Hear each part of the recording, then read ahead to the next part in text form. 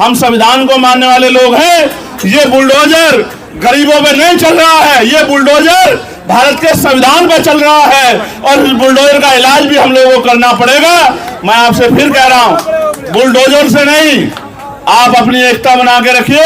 संविधान की ताकत से बुलडोजर भी निस्तानाबूत होगा और बुलडोजर चलाने वाली सरकारें भी निस्तानाबूत होंगी। मेरी बात को आप याद, ऐसे अपनी मुट्ठी ऐसे बंद करो एक बार, बताओ एकता में शक्ति है या नहीं है? बताओ बताओ, जिस मुल्क के लिए इतनी कुर्बानियां दी, मुल्क हमारा है या नहीं है? बताओ, क्या अपने मुल्क की तरक्की को मजबूत करना हमारी जिम्मेदारी है या नहीं है?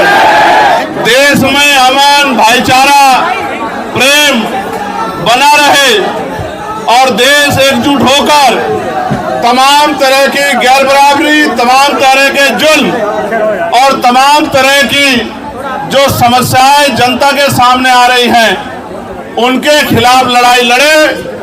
इसलिए आज इस मंच के माध्यम से मैं अपनी बात को स्पष्ट करता हूं कि अगर भारत, क्योंकि बहुधर्मी देश है, अनेक अनेक धर्मों के लोग, अनेक अनेक जातियों के लोग लंबे समय से भारत में रह रहे हैं और इन सब जातियों के लोगों ने, धर्मों के लोगों ने, जब भारत गुलाम था, तमाम तरह से भारत के ऊपर जो हुकूमतें काबिज थी, भाई पीछे को खड़ा हो, पीछे को, जो हुकूमतें काबिज थी, यानी कि अंग्रेजों की सरकारें, उनके खिलाफ मिलकर लड़ाई लड़ी थी। और लड़ाई भी ऐसी नहीं लड़ी कि थाली में सजा के आजादी मिली हो, लड़ाई भी इस तरह लड़ी कि जाने कुर्बान करनी पड़ी। बहुत सारे बड़े पैमाने पे हर सभी धर्मों के लोगों ने बलिदान दिए, तब जाके देश आजाद हुआ। और आज जब देश को आजाद हुए 75 साल से ज्यादा हो गए हैं, तो जानबूझ के, चाहे मुसलमान हो, चाहे सिख हो, चाहे क्रिश्चियन हो, चाहे बौद्ध हो, चाहे जैन हो, या कई जगह पर अन्य धर्मों के खिलाफ भी तमाम तरह से उनको उकसाने, डराने, दबाने और उनको अकेला महसूस कराने का जो षड्यंत्र किया जा रहा है, इसके खिलाफ हम, हमारा संगठन, हमारी पार्टी पूर्ण रूप से हर कमजोर के, हर गरीब के, हर मजलूम के साथ खड़े हैं। और जब तक ये गैर बराबरी पर आधारित व्यवस्था जो लोगों को डराने, दबाने, सताने का काम करेगी, हम अपने भाइयों का हाथ नहीं छोड़ने वाले। और मैं ये भी कहना चाहता हूं अपने भाइयों से भी, आज का कार्यक्रम जब वो रख रहे थे तो मैंने उनसे कहा कि जब आप कार्यक्रम करने जाएंगे तो आपके ऊपर झूठे मुकदमे लगा के जैसे आप सड़क पे आओगे आपको डराने का काम किया जाएगा। इसलिए इस काम की जिम्मेदारी जिन लोगों को, जो सबको अपना भाई बना के एकजुट होकर चलना चाहते हैं, उन भीम आर्मी आजाद समाज पार्टी के लोगों को अपने हाथों में उठानी चाहिए। क्योंकि जब आप वोट मांगने जाते हो तब तो आप सबसे वोट मांगते हो, बड़े बड़े वादे करते हो, और जब चुनाव निकल जाता है और गरीबों पे, कमजोरों पे जुल्म होता है, तो सारी पार्टियों की तरह आप भी इंतजार मत करो कि वो सड़क पे निकल के अपने आप लड़ाई लड़े।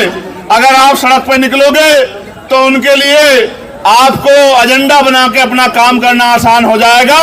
मैं आपको विश्वास दिलाता हूं, आपको पता होगा जिस शख्स ने पैगंबर साहब पे टिप्पणी की थी, उस पे मुकदमा लिखवा के जेल भिजवाने का काम भी हम ही लोगों ने किया। और हमारे लोगों ने गाजियाबाद में आंदोलन किया और अरेस्ट कराने का काम किया। और चाहे बहराइच में एक तरफा कार्रवाई करके जुल्म करने का काम किया जा रहा हो, इसलिए कि सरकार का एजेंडा चलता रहे, या हिमाचल में तमाम तरह से जो है कमजोरों पे जुल्म ढाने का प्रयास किया जा रहा हो, उत्तराखंड में प्रयास किया जा रहा हो, हर मोर्चे पे हमारी पार्टी, हमारा संगठन एकजुट होके बिना किसी राजनीतिक स्वार्थ के इस लड़ाई को लड़ने का काम कर रहा है। और मैं आपको स्पष्ट करना चाहता हूं, सिर्फ मुसलमान भाइयों के साथ नहीं, अगर जैन भाइयों के साथ, सिख भाइयों के साथ, किसान भाइयों के साथ, देश की करोड़ों महिलाओं के साथ, नौजवानों के साथ, गरीबों के साथ अभी डीटीसी बसों वाला प्रकरण चल रहा है। जिसके साथ भी जुल्म होगा, हम अपनी देश की तरक्की के साथ खड़े हैं, हर व्यक्ति के साथ खड़े हैं। हम उस लड़ाई को लड़ने का काम करेंगे और मैं आपको विश्वास दिलाता हूं, आगे किसी भी आंदोलन में आपको स्वतः आगे नहीं आना पड़ेगा।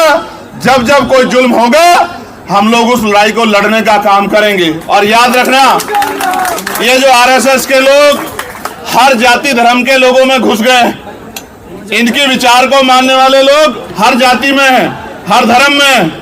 इनसे भी हमें सावधान रहना पड़ेगा, क्योंकि जब हम इनकी बातों में आते हैं तो फिर जो है इनके मोहरे जो है हमारे लोगों को परेशान करने का काम करते हैं, सरकार के एजेंट बनने का काम करते हैं। इन एजेंटों से भी हमें सावधान रहने की जरूरत है और मिलकर इस लड़ाई को, ना कोई एक जाति ना धर्म, पूरे देश की लड़ाई है या नहीं है बताओ। अगर किसी पे भी जुल्म होता है तो पूरे देश को इकट्ठा खड़ा होना चाहिए, नहीं होना चाहिए? अगर किसी को सताया जाता है तो सबको उसकी आवाज उठाई जानी चाहिए, नहीं जानी चाहिए? मैं आपको विश्वास दिलाता हूं, आप इसी पेड़ के नीचे हमने पहलवान बेटियों के सम्मान की लड़ाई भी लड़ने का काम किया था। आप सबको इस बात को याद रखना चाहिए। और आप जानते हैं, पार्लियामेंट में भी उन पहलवान बेटियों के सम्मान की लड़ाई को लड़ने का काम आपके चंद्रशेखर आजाद ने किया था। और आज मैं आपको विश्वास दिलाता हूं, जिस तरह से जानबूझ के टारगेट करके मुसलमानों के खिलाफ हिंसा का और ये धर्म के आधार पे जो है अपमान करने का काम किया जा रहा है, पार्लियामेंट में आवाज उठा के इस पे कानून बनवाने का काम भी हम लोग करेंगे। मेरी इस बात को आप लोग याद रखना। लेकिन मैं आपसे भी कहना चाहता हूं कि अगर आप लोग एकजुट नहीं रहे तो आपकी एकजुटता ना रहने का फायदा दूसरे लोग उठाएंगे। हमें बुलडोजर, मैं फिर कहता हूं, पहले दिन से हम लोग बुलडोजर के खिलाफ रहे हैं और बुलडोजर की प्रक्रिया न्याय संगत है नहीं। हम संविधान को मानने वाले लोग हैं। ये बुलडोजर गरीबों पे नहीं चल रहा है, ये बुलडोजर भारत के संविधान पे चल रहा है और इस बुलडोजर का इलाज भी हम लोगों को करना पड़ेगा। मैं आपसे फिर कह रहा हूं, बुलडोजर से नहीं, आप अपनी एकता बना के रखिए। संविधान की ताकत से बुलडोजर भी निस्तानाबूद होगा और बुलडोजर चलाने वाली सरकारें भी निस्तानाबूद होंगी। मेरी बात को आप याद रखिए। मुसलमान भाइयों को मेरा ये कहना है संदेश के तौर पे कि आपको हजरत पैगंबर मोहम्मद साहब को पढ़ना भी चाहिए, पढ़ना चाहिए कि उन्होंने सारी उम्र इंसानियत के लिए काम किया, कमजोरों के लिए काम किया, मजलूमों के लिए काम किया, उनको मुख्य धारा में लाने का काम किया। जो काम आज हम लोग कर रहे हैं कि हर व्यक्ति बराबर का अधिकार उसको मिले, वही काम उन्होंने किया। और उनके बाद हजरत उमर साहब ने भी वही काम किया। आपको पढ़ना चाहिए। आज तो हमारे बादशाह देखिए कैसे, तब के बादशाहों में रब के बादशाहों में फर्क भी देखिए। आज तो बादशाह 8,000 करोड़ के हेलीकॉप्टर हवाई जहाज से चलते हैं, वो तो पैदल भी चलते थे तो अपने बराबर वाले का ख्याल रखते थे। तो हमें समझना चाहिए, धर्म से बढ़कर भी इंसानियत के तौर पे भी हमें समझना चाहिए कि हमारे बड़ों ने हमें क्या सिखाया।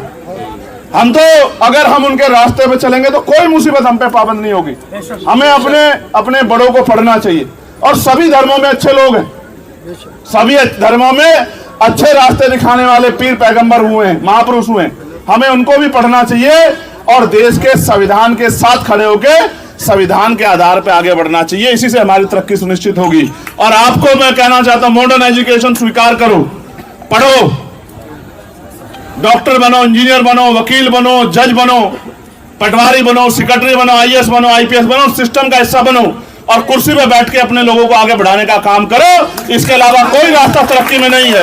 आजादी से पहले सरकारी नौकरियों में आपका क्या परसेंटेज था, आज क्या है आप देखो, कमी कहां रह गई। ये मैंने नहीं की है, ये आपको और हमें मिलकर सोचना पड़ेगा कि जब तक हम लोग एजुकेशन को स्वीकार नहीं करेंगे और संविधान के फैसलों के साथ नहीं खड़ोगे तो हमें परेशानियों का सामना करना पड़ेगा। मैं आप सबका धन्यवाद देता हूं और आपको विश्वास दिलाता हूं, तमाम तरह की साजिशों षड्यंत्रों के बावजूद भी, तमाम तरह के रास्ते रोके दब बजाने के बावजूद भी हम लोग आपके साथ खड़े हैं और हर कदम पर आपके साथ खड़े रहेंगे। कभी आपको अकेला नहीं छोड़ेंगे, हर कमजोर के साथ खड़े हैं। बहुत बहुत धन्यवाद। जय भीम, जय भारत, जय संविधान। और ऐसे अपनी मुट्ठी ऐसे बंद करो एक बार। बताओ एकता में शक्ति है या नहीं है? बताओ बताओ, जिस मुल्क के लिए इतनी कुर्बानियां दी, मुल्क हमारा है या नहीं है? बताओ, क्या अपने मुल्क की तरक्की को मजबूत करना हमारी जिम्मेदारी है या नहीं है? जिस मिट्टी को 5 बार सजदा करते हो उस मुल्क का ख्याल रखना हमारी जिम्मेदारी है या नहीं है? तो फिर हमें किसी को सेकुलर होने की या देशभक्त होने की गवाही देने की जरूरत नहीं है। बस जरूरत है एकजुट होकर आगे बढ़ने की और हमेशा आगे बढ़ते रहने की, पॉजिटिव सोच रखने की। बहुत बहुत धन्यवाद।